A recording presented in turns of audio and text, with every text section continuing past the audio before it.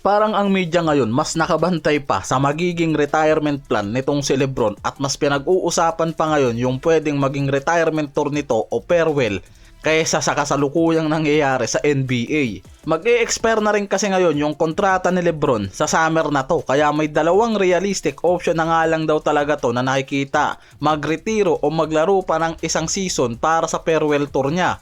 Dahil wala na siyang guaranteed para sa long term deal, magiging free agent yan at kailangan makipag-negotiate pa nga raw sa ibang team na nakikitang pwedeng bigyan lang siya ng short term contract sa veteran minimum deal.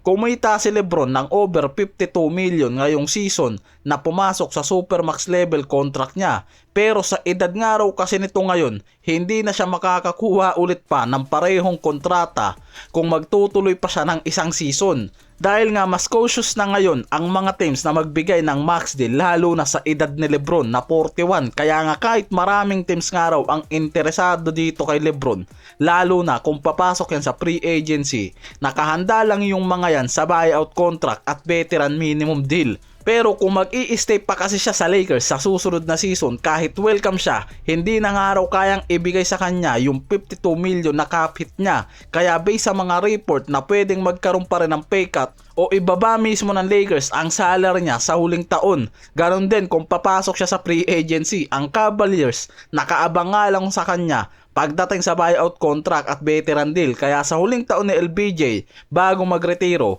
pwede talagang mababa na lang ang makuha niya na contract. Kaya based sa mga media report na makakabawi lang nga raw talaga si Lebron after ng retirement tour nito. Sinabi kasi ng mga media executive na nakausap nga raw ng analyst na si Anthony Lima, pwede kasing magkaroon nga raw ng bidding war pagdating sa streaming rights sa farewell tour ni Lebron, at ang estimate nila papasok nga raw yan sa 40 million hanggang 75 million. Pero initial conservative projection lang to. Sa streaming wars ngayon, nandyan nga raw ang Netflix, Amazon, Apple at Disney na handa nga raw magbid ng napakalaki para lang sa exclusive content ng retirement tour ni Lebron. Dahil sa subscription, growth global, brand prestige, long-term documentary sa library. Kaya kung mag-bid war nga raw talaga, pwede pa nga raw na lumagpas pa sa 100 million ayon sa ilang media analysts. Pero hindi pa to official estimate, pero logical scenario nga raw to para sa magiging retirement tour ni Lebron na pwedeng mangyari.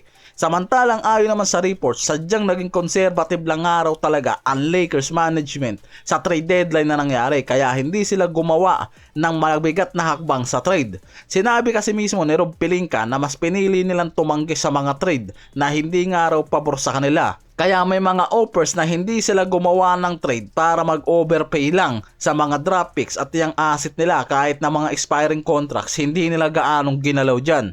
Si Luke Kennard lang rin kasi ang kinuha nila dahil nga low risk pero high reward. Gabe Vincent lang at isang draft picks ang ginamit nila. Sobrang nagtitipid talaga ang Lakers. Kaya may mga report na mas nakabang nga lang raw talaga ngayon ang Lakers pagdating sa free agency at buyout contract, tulad ng ginawa nila dito kay Jake LaRavia, Marcus Smart, DeAndre Ayton. Mas mababa ang value at mga veteran din lang na mas nakakasave sila ng cap space, pero pwedeng maging high reward dahil nga sa buyout contract pwede nga silang makakuha pa ng veteran chip. Kaya nakikita ngayon na ang Lakers pwedeng nakamonitor pa rin kay Jrue Holiday katulad nung nakaraang offseason. Lalo ngayon na kung itutuloy nga raw ng Portland na ilagay yan sa buyout contract. Dahil ang Portland nasa rebuilding ngayon, si Holiday ang veteran mentor sa mga young core nila. May mga analyst na nagsasabi na sa oras na mag full rebuild ang Portland, yung pangalan talaga ni Holiday ang pwede nilang ilagay sa buyout. Pero hati ngayon yung opinion. Sa ngayon kasi gusto nga raw panatalihin muna ng Portland itong si Holiday bilang mentor at hindi pa yan ginagamit sa trade o buyout contract. Kaya nakadepende pa rin. Ang Lakers kailangan ng elite defender sa guard position at nakaabang yung mga to sa free agency ngayon at buyout contract. Kaya nga yung pangalan talaga ni Holiday ang nauugnay dyan. Kaya kahit walang official rumors, natural na nga lang raw talaga yung pangalan ni Holiday ang nasa monitoring list sa Lakers ngayon.